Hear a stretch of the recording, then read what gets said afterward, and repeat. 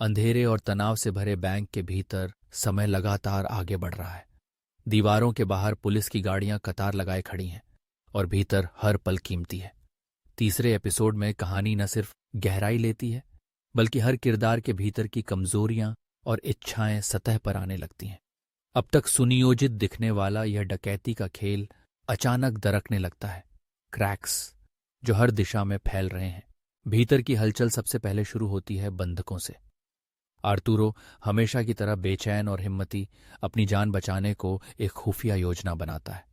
उसके दिमाग में एक ही बात है, बाहर किसी भी तरह मदद पहुंचानी है। जब उसे बैंक की दीवार के पीछे छुपी एक पुरानी लैंडलाइन फोन का पता चलता है तो उसके इरादे और मजबूत हो जाते हैं। मोनिका, जो खुद भी इसी तनाव और डर में फंसी है, आर्टुरो का साथ देती है, पर उसके भीतर एक उलझन चल रही है। डेनवर के साथ उसका बढ़ता भावनात्मक रिश्ता उसे आर्टुरो की मदद करने से कुछ हिचका रहा है।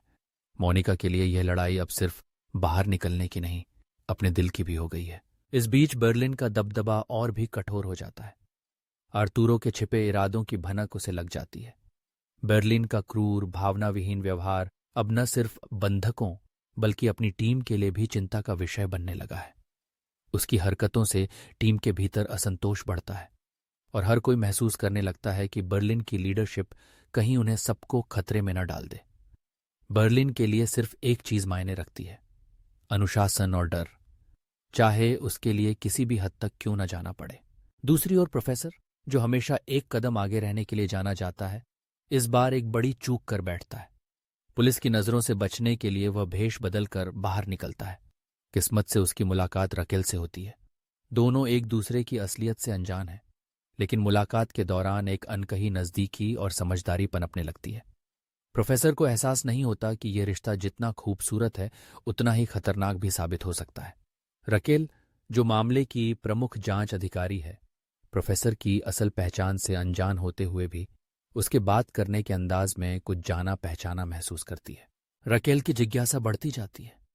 वह नोटिस करती है कि पुलिस टीम का फोन किसी तरह ट्रेस हो रहा है।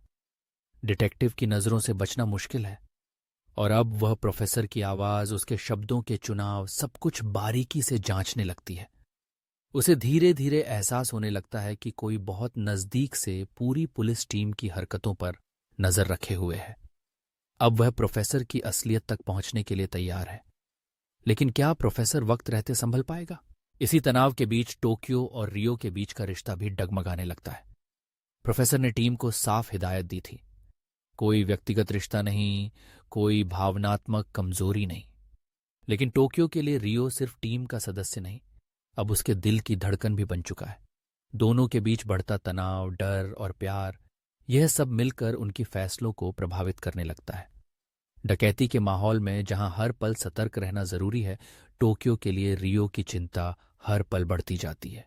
प्यार और ड्यूटी के बीच टोक्यो की उलझन पूरे प्लान को खतरे में डाल सकती है। एपिसोड का केंद्रीय संदेश उभरकर सामने आता है। गलतियां इंसानी होती हैं, लेकिन हीस्ट में उनकी गुंजाइश नहीं होती।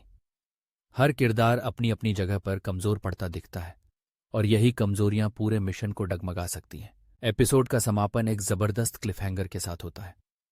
आर्टुरो एक और नया साहसी प्लान बनाता है।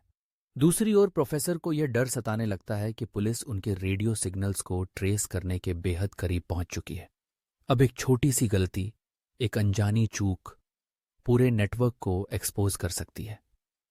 पर्दे के पीछे खेला गया यह शतरंज का खेल अब अपने सबसे खतरनाक मोड़ पर पहुंच चुका है और दर्शक सांस रोके सोच रहे हैं, अगले पल क्या होगा।